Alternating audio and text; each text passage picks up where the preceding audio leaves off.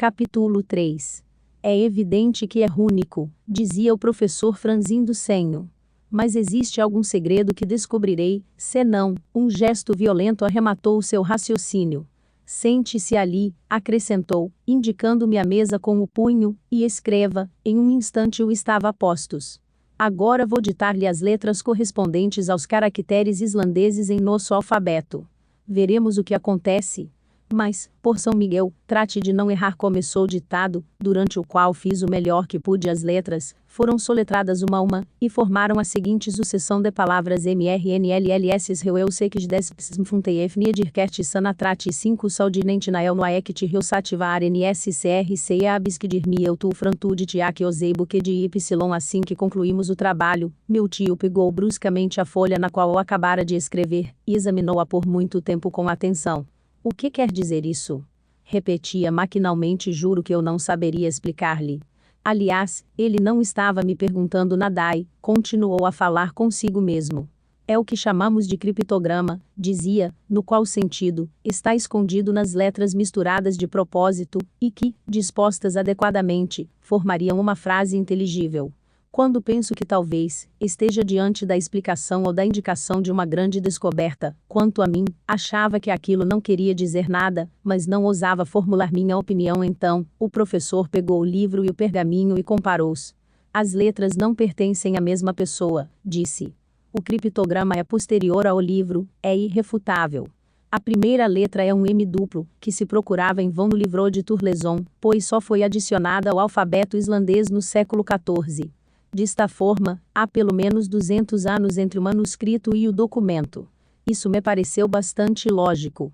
Sou levado a pensar, continuou meu tio, que um dos proprietários desse livro traçou esses caracteres misteriosos. Mas, quem diabo era esse proprietário? Não teria escrito seu nome em algum lugar do manuscrito? Meu tio ergueu os óculos, pegou uma lupa potente e, com todo cuidado, passou em revista as primeiras páginas do livro. No verso da segunda, a do anterosto, descobriu uma espécie de mácula que parecia uma mancha de tinta. No entanto, examinando-se com maior cuidado, era possível distinguir alguns caracteres semi-apagados. Meu tio achou ter descoberto um ponto interessante. Deteve-se na mácula e, com o auxílio de sua enorme lupa, acabou reconhecendo os seguintes sinais, caracteres rúnicos, que leu sem hesitar. Arne Saknussemm! Exclamou com um ar de triunfo. Isso é que é nome, e ainda por cima um nome islandês, de um cientista do século XV, célebre alquimista. Eu olhava para o meu tio com uma certa admiração. Esses alquimistas, continuou, Avicena, Bacon, Lully, Paracelso eram os únicos e verdadeiros cientistas de seu tempo. Fizeram descobertas que nos surpreendem até hoje. Por que não teria Saknussemm escondido sob esse criptograma incompreensível alguma invenção surpreendente? Deve ser isso? Deve ser essa hipótese, estimulava a imaginação do professor. Com certeza, ousei responder. Mas que interesse teria o sábio em esconder dessa forma sua maravilhosa descoberta? Que interesse? Que interesse? E eu sei, Galileu não agiu da mesma forma com Saturno. Além disso, logo saberemos. Descobrirei o segredo desse documento e não comerei nem dormirei antes de tê-lo adivinhado. Oh, pensei. Nem você, Achel, ordenou. Que diabo, disse para mim mesmo, ainda bem que comi por 2.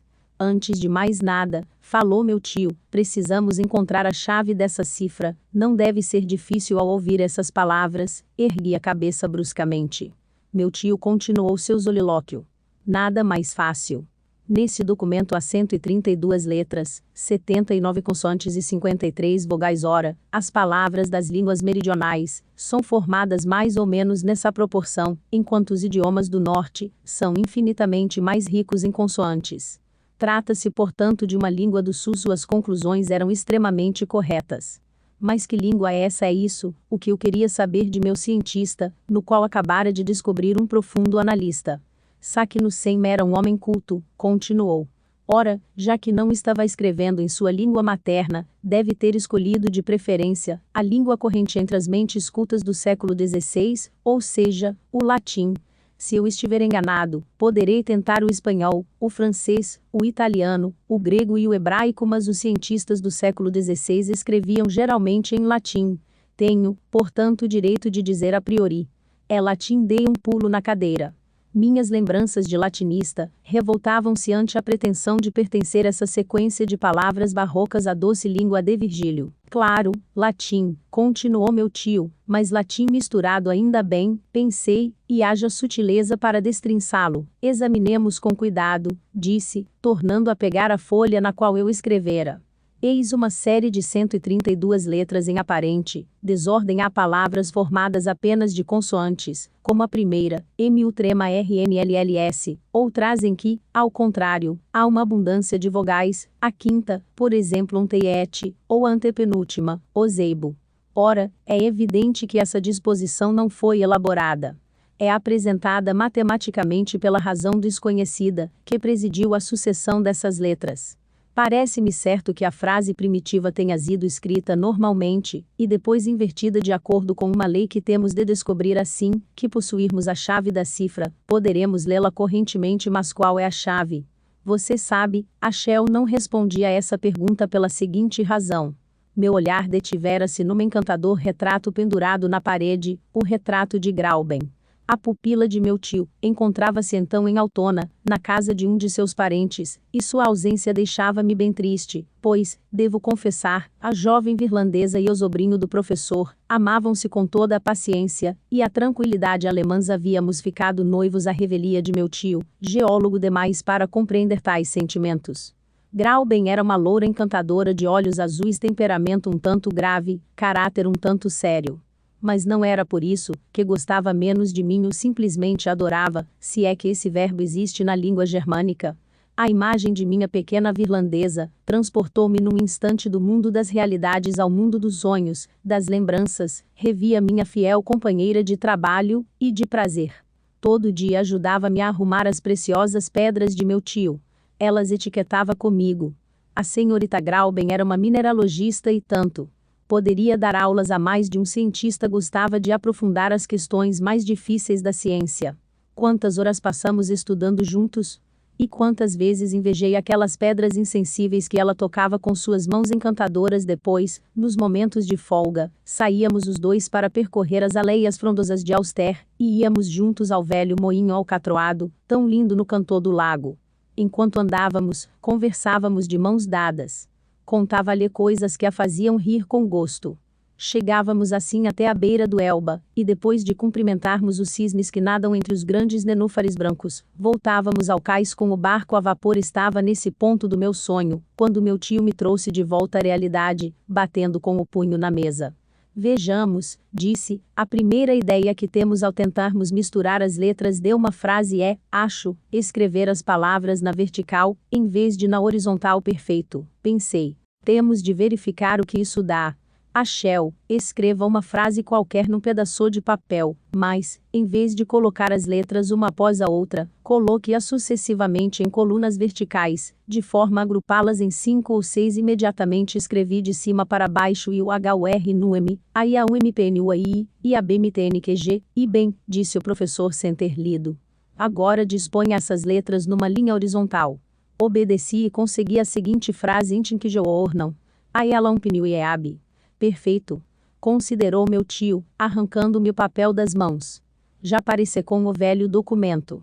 As vogais e as consoantes estão agrupadas na mesma desordem, tem até maiúsculas e vírgulas no meio das palavras, como no pergaminho de Saknussem. Não pude evitar achar as observações bastante engenhosas.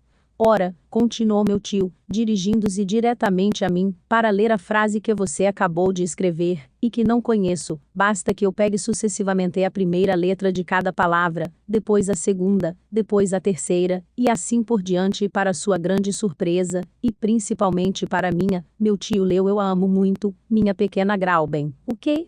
Espantou-se o professor. Sim, sem perceber, como apaixonado desastrado, traçar aquela frase comprometedora. Ah, você gosta de Grauben? Retomou meu tio, num tom de verdadeiro tutor. Sim, não, balbuciei. Ah, você ama Grauben? Continuou maquinalmente. Muito bem, apliquemos esse método ao documento em questão. Voltando a cair em sua contemplação absorta, meu tio já esquecera minhas palavras imprudentes. Imprudentes, pois o cérebro de um cientista não compreenderia as coisas do coração. Felizmente, prevaleceu a importância do documento no momento de fazer sua experiência capital. Os olhos do professor Lidenbrock reluziram através dos óculos. Seus dedos tremeram ao pegar o velho pergaminho. Estava seriamente emocionado.